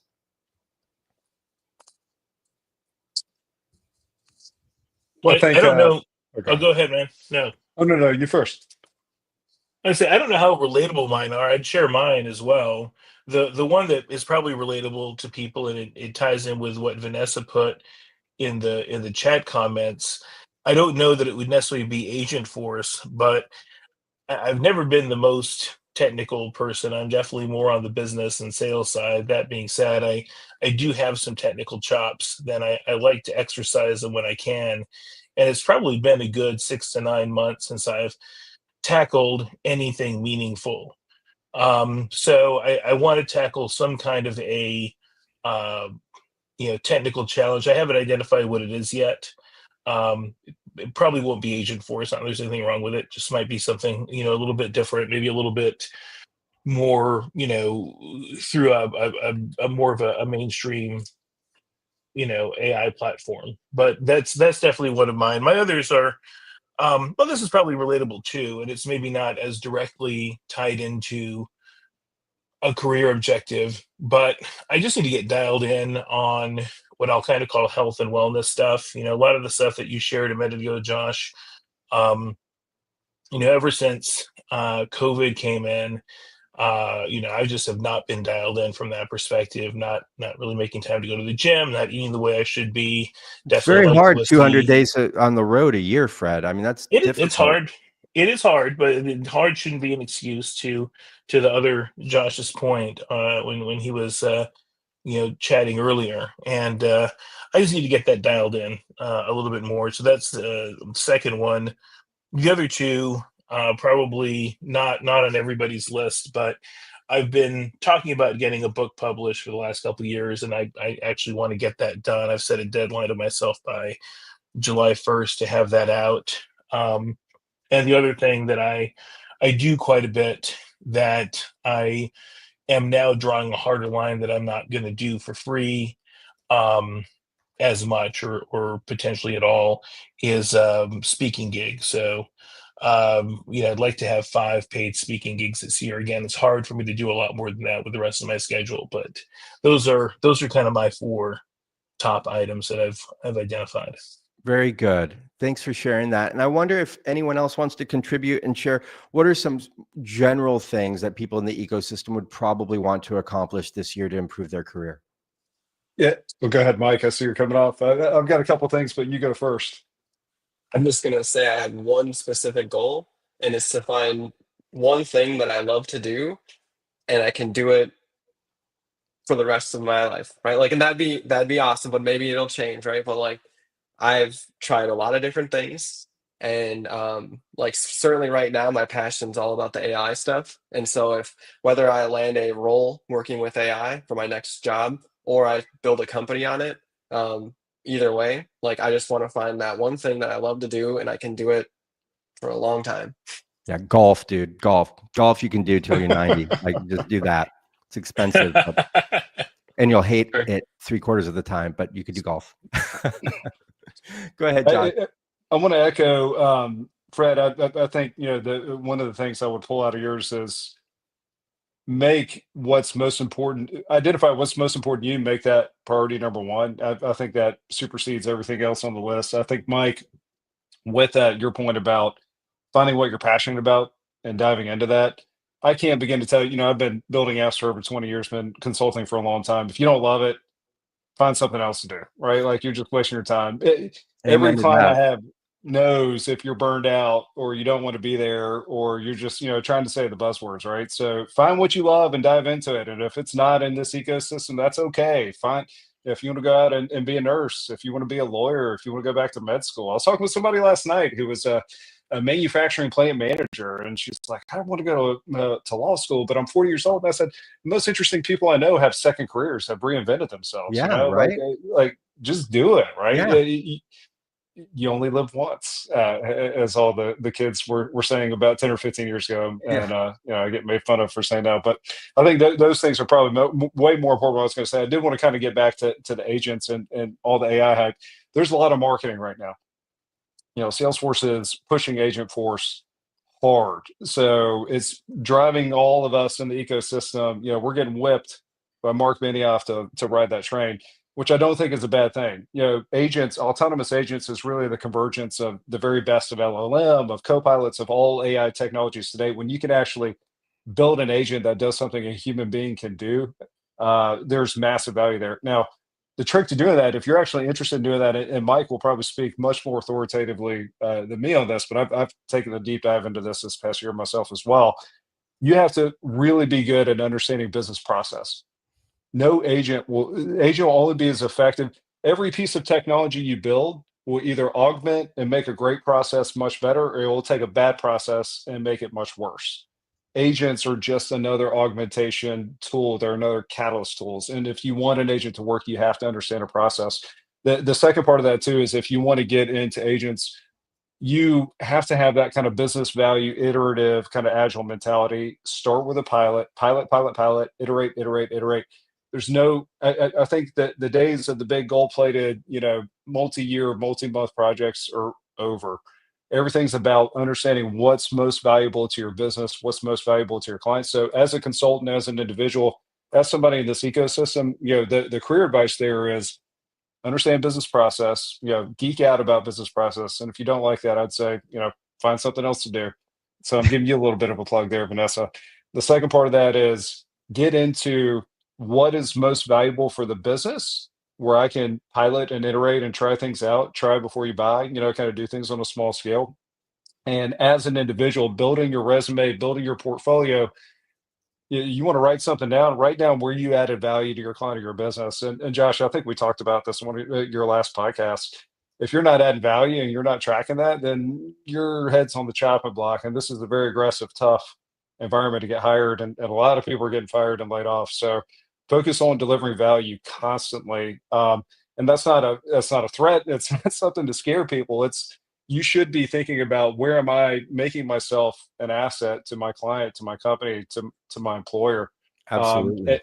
And I think that's just going to help you build the right mentality, the right focus for doing your work. And it's going to make you stand out and differentiate amongst the herd. You're going to be a very different looking person. Exceptional recommendations, Josh. Really great. I love that. There's, I think about, I'm a big fan of a handful of books that have really helped me tremendously.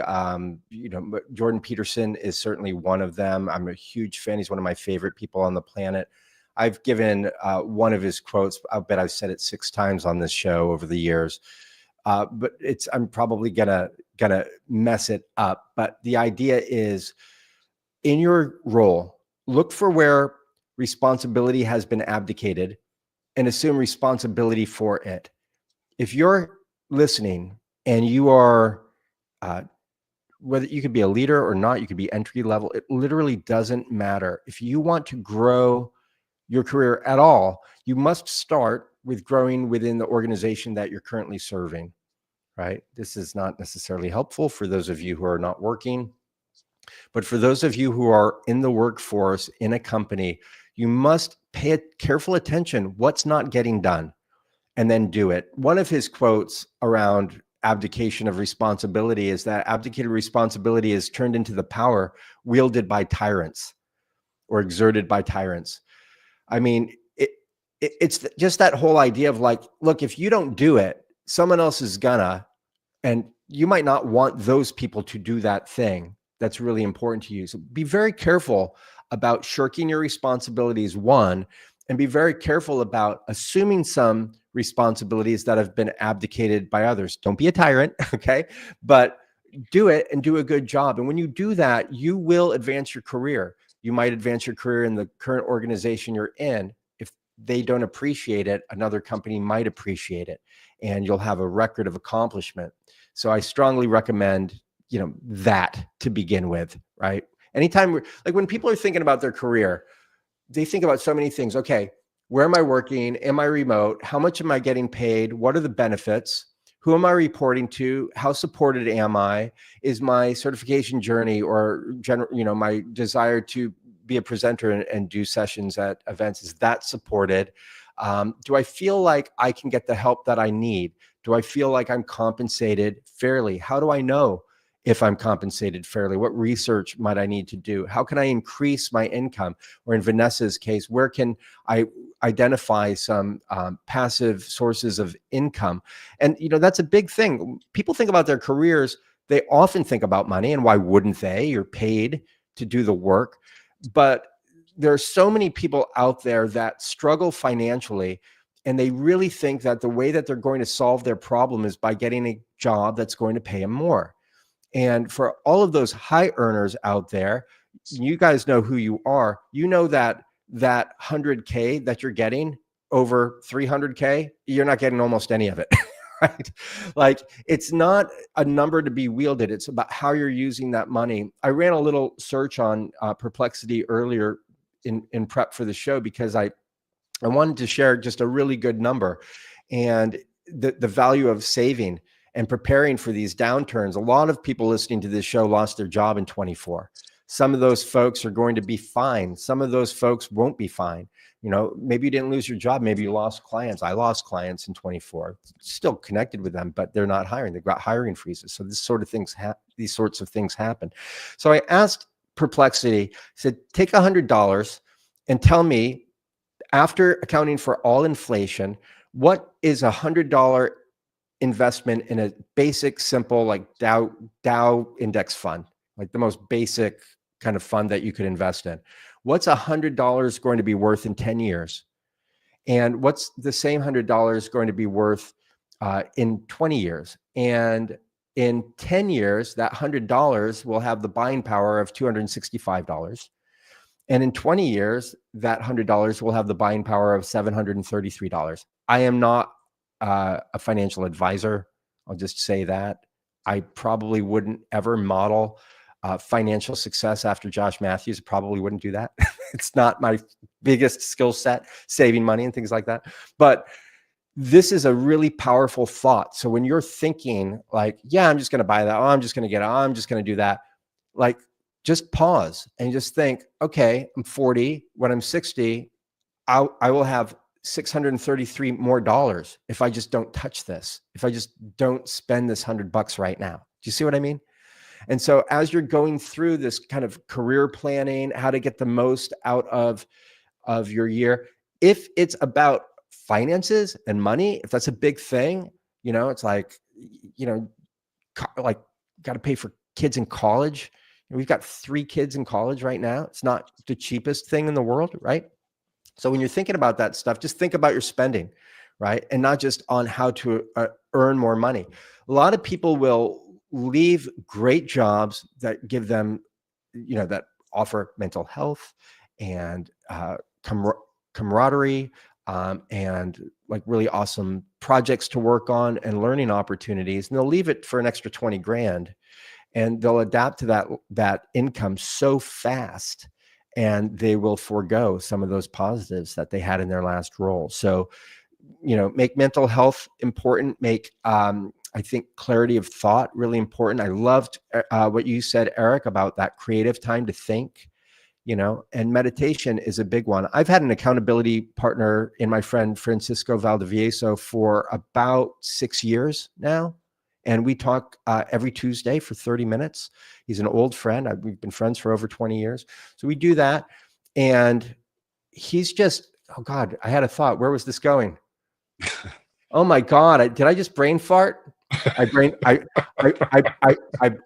farted really hard. Edit, clap, edit this out. Elias, get this out of the whole thing. I don't even remember. Anyway, we do that once a week, and it's awesome. And it just holds you accountable.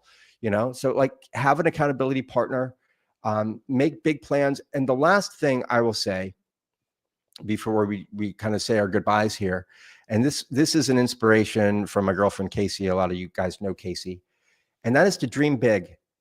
I mean, she's got this incredible skill set of thinking really big, no boundaries. And when you when you're around someone like that regularly, it can't be anything but inspiring.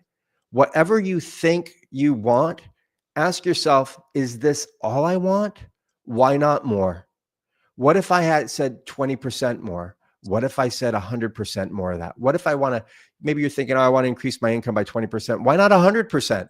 Figure that out. Start thinking and problem solving big, right? To solve your small problems. You might actually hit that big stretch, what we call a stretch goal. You might hit that big stretch goal, or you might not. But the further we reach, the more we're likely to accomplish. Does anybody agree with that? Couldn't agree more. Okay. 100%. Lots of nods. 100%. Lots of nods here. Any final words? I'll just, to pipe up before we wrap up this January 1, how to plan your year and have a kick-ass 2025. I'd love some last words from some of you. So Vanessa. one thing I really want to say, Josh, is the accountability partner thing is something that changed my life more than anything else. Like having someone weekly that I could talk to about like finances or how I was feeling or everything else. Like, sure, there was things I worked on, but there were some things like exercise for like years. I knew it was something I needed to do, but I didn't do it. But then it compounded when I found something I was passionate about, and I was like, I don't have enough energy. Like I want to do more, but my body's not letting me do more. And suddenly I'm like, how do I get to a gym? And now I'm exercising for the last 2 months to further fuel the thing that I'm passionate about. So there's like a compound effect of solving both those problems. Yes. I love it. I'll tell you, I think anyone listening to this show, those of you who are listening who don't have regular exercise going on in your life, don't feel bad about it. It happens. I go through, I'm a sporadic exerciser. I'll go hardcore for 4 months and then take 2 months off. But the idea is find something that's physical, that's fun. If you just did that, right? And it could be golf, but walk the course, or it could be, fat tire biking for 16 miles in the snow, like Eric, right? It could be, anything. Find a sport, individual or team that will, be exciting for you, that maybe you want to learn how to stand up paddleboard. It's not the easiest thing to figure out, but you can do it, do it given time. And the other thing is someone brought up early on, I think it was you, Fred, you were talking about, hey, look, try out these tools, try it for a week. If it doesn't work, get rid of it, try something else. But I'm also a big believer that anything of value is going to probably take a little bit more energy, effort, and stick-to-itiveness than your impulse is, right? You will have an impulse to quit and you don't. Vanessa, we've talked about this all the time. My definition of a challenge is you'll want to quit, but you don't. That's a challenge. So how are you going to manage that I want to quit, but I don't thing? Whether it's exercise, getting your resume done and dialed in, asking for additional responsibility at work, whatever it is. But you got to do it. You got to do it. Okay. Final words from anyone else? Josh, I'll ask you a question. Yeah. How do you organize a party in outer space? AI. I just tell my rabbit to do it. I just Josh, go to my Josh. rabbit R1 and I say, no. You have to plan it. Yes, there you go. I'll be here all night. Thank you. I feel like I just walked into the how do you eat an elephant. Where's that StreamYard rim shot button? You need that. Yeah. You need a soundboard. Hey, I've got my drum kit right there. So I guess I could do some rim shots later on. Too funny. Yeah. I was just gonna say Happy New Year, everybody. Good luck. Happy New Year. Yeah. Happy New Year, everybody. Happy New Year. I hope everybody does something really kind for themselves this year. In particular, developing a new habit. I strongly recommend James Clear's book, Atomic Habits. I've listened to it twice. It's so helpful. I'll give you a quick, small little example of how powerful this book is. And I think it was the first 1 or 2 chapters. It just talks about your environment. And we talked about this early on, right? Like having a body double, or Vanessa, you were talking about like go outside, do some studying outside, like get some fresh air, things like that. And he talks about proximity. like getting your physical space set up so that it's easy to do all of the things that you want to do. My son, Oliver, when he was about 15 years old, knew how to play the drums. I taught him when he was quite young, and he'd kind of gotten through the parts that really make you want to cry, because it's not an easy thing to learn limb independence like that, you know, at any age. It's very difficult, but he got through it, but he just wasn't practicing much.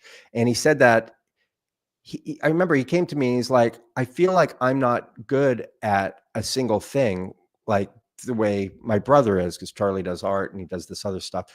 He's like, I really want something that's my own. And I was like, well, look, dude, first of all, that's not true, because you're really athletic and like the fastest kid in the school, and like super smart, really funny, got great friends, all these other things. But if you want to do that, let's figure out how to help you drum more.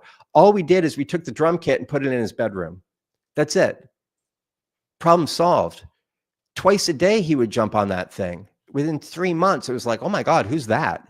Well, it's Ollie. And that guy crushes now. And he plays guitar and he plays piano. And he's done all that in the last 3 years. He's very good at all of them. And so it's a proximity thing. If you have the thing that you want to work on close to you, near you, and it's easy to use, then you're going to be really set up for success. That's like chapter 1, chapter 2, and it's a whole book. So definitely check out James Clear. You can also subscribe to a newsletter. You can get, you know, words of wisdom once a week and a little email message to you to kind of keep you focused and keep you on track. I absolutely am so stoked about 2025. Like, I can't wait. I mean, it's here, so I don't have to wait anymore, which is great. But I am so stoked about what 2025 is going to bring to America, to the world, to my business, to your businesses, to all of these wonderful listeners that we have, and to my friends who join Vanessa and I regularly on this program. I'm stoked for you guys. I'm stoked for everybody. Just make it count. Don't let this year slip through your fingers. Don't wake up and be like, shit, what happened? It's July. You know, pick the best goals. Get rid of everything else. Focus on those, right? You will get momentum. Just don't try to do too many things. You know, be hyper selective, be very particular, and know your reasons why it's important, and really flex your muscles around how to do it, because it's not just one way, and it's definitely not just how you think. So make sure that you're sharing your goals with your friends too. And for anyone who's listening to this podcast right now, either live or afterwards, we would love to hear some of your input in a month or two about whether or not you actually utilized some of these things that were shared. I didn't write any of this stuff. I didn't create any of it. I don't know if any of us did. These are just our own experiences and how we've come, you know, things, tools, techniques, methodologies that we've come across. You know, the real, you know, the people who designed this really deserve the credit. We just want to be a loudspeaker for some of these great techniques and methodologies. So good luck to everybody. And thanks so much for listening to the Salesforce Career Show. We'll be back on in 2 weeks at 5:30 Eastern, 2:30 Pacific on LinkedIn Live and on YouTube Live. Everyone, Happy New Year. Thanks, Josh. Happy New Year. Happy New Year. Happy New Year.